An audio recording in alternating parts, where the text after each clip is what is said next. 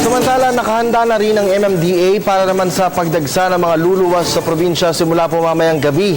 Kaugnay po nito, inabisuhan ni MMDA Chairman Francis Tolentino ang publiko na planuhing mabuti ang pagbiyahe ngayong Semana Santa. Ang detalye mula sa aming kasamang si Ria Fernandez, via phone patch.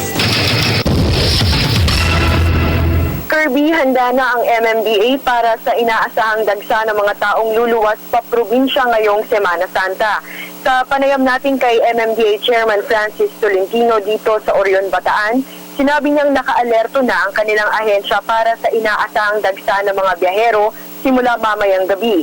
Kaugnay nito, inaabisuhan niya ang publiko na planuhing maigi ang paglalakbay upang makaiwas sa aberya.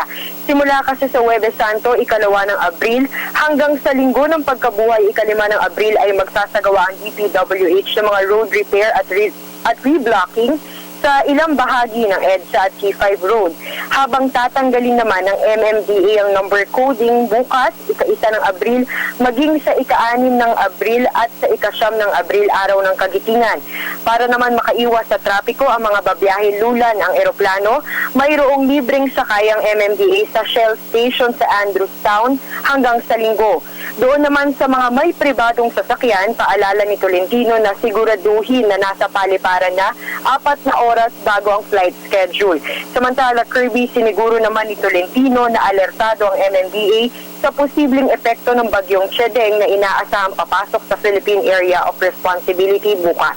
Mula sa Orion, Bataan, Ria Fernandez para sa Telebisyon ng Bayan.